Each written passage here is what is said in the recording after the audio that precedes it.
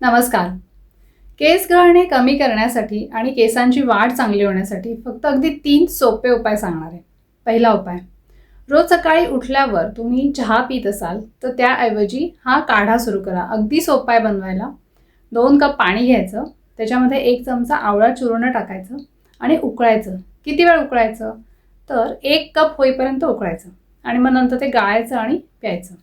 याने काय होतं तर आवळा हा रसायन आहे, म्हणजे टॉनिक आहे. त्याने बरेच फायदे होतात. सगळ्यात महत्त्वाचा फायदा म्हणजे काय तर नवीन निर्मिती होण्यासाठी, म्हणजे इव्हन नवीन सेल्स तयार होण्यासाठी पण याचा उपयोग होतो.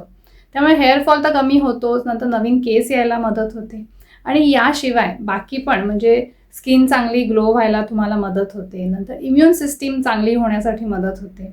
याशिवाय आवळ्याचे दुसरे कल्पही तुम्ही घेऊ शकता, पण हा अगदी सोपा पर्याय मी तुम्हाला सांगितला. म्हणजे च्यवनप्राश घेतला तर त्याचेही अनेक फायदे आहेत. स्पेशली आता पावसाळ्याच्या सीझनमध्ये ज्यांना वारंवार सर्दी खोकला होतो किंवा इम्युनिटी डाऊन असते, त्यामुळे लगेच आजारी पडतात, तर या लोकांसाठी च्यवनप्राश हा अतिशय उत्तम आहे. सो थोडक्यात आवळा हा तुम्हाला केस चांगले करण्यासाठी, त्वचा चांगली करण्यासाठी अतिशय उपयोगी आहे. आता दुसरा उपाय, काळे तीळ हे अतिशय उत्तम आहेत. कशासाठी? तर हाडांसाठी चांगले आहेत, म्हणजे हाडांसाठी पोषक आहेत. आणि हाडांसाठी ज्या पोषक गोष्टी असतात ना, त्या अर्थातच केस वाढण्यासाठी पण खूप चांगल्या असतात. त्याच्यामध्ये भरपूर कॅल्शियम, मॅग्नेशियम आहे. आणि हे काळे तीळ आहेत ना, हे आपण जे दुसरे पांढरे तीळ आहेत त्यापेक्षा जास्त गुणकारी सांगितले. जर तुम्हाला नाही मिळाले तर तुम्ही रेग्युलर तीळ पण घेऊ शकता. तर 1 चमचा काळे तीळ हे चावून चावून खायचे. याने तुमचे न्यूट्रिशन जे आहे तर ते चांगलं होऊन त्यामुळे पण केस वाढायला चांगली मदत होते. आता तिसरा उपाय, आयुर्वेदामध्ये केसांच्या वाढीसाठी भृंगराज हे सर्वात उत्तम सांगितले. तर भृंगराज वापरलेलं तेल हे तुम्ही वापरू शकता. म्हणजे कुठल्याही कंपनीचं चालेल. आणि त्यामध्ये अर्थात बाकी द्रव्य पण असतात, म्हणजे भृंगराज, त्याच्यासोबत आवळा असतो, नंतर केसांसाठी चांगली अशी अनेक वनस्पती असतात, म्हणजे जास्वंद असतं. तर ते भृंगराजाचं कोणतंही तेल तुम्ही आणू शकता आणि ते आठवड्यातून एकदा लावायचं.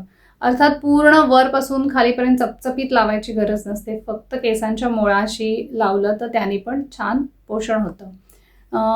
दरवेळेला तुम्ही केस जेव्हा धुता तर त्याच्या आधी किमान अर्धा तास किंवा 1-2-3 तास जसं तुम्हाला वेळ असेल त्या पद्धतीने तुम्ही हे केसांच्या मुळाशी लावून छान मसाज करू शकता. आणि नंतर केस धुताना शिकेकाई वापरून केस स्वच्छ धुवून काढू शकता. केमिकलचा वापर जितका कमीत कमी कराल तितकं केसांचं आरोग्य चांगलं राहील.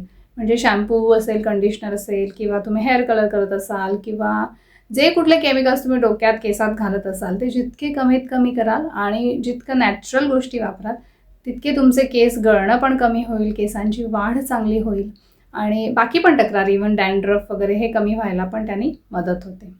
आता हे झाले 3 सोपे उपाय. याच्याबरोबरीने तुम्ही काही आहारातली पथ्य पाळणं हे पण अपेक्षित आहे. म्हणजे बरीच कुपथ्य होत असतात, तर त्यांनी पण केसांच्या वाढीवर पण परिणाम होतो आणि केस गळायला पण लागतात. आयुर्वेदामध्ये केसांसाठी काय वाईट सांगितलंय तर अतिशय खारट असे पदार्थ वाईट आहेत.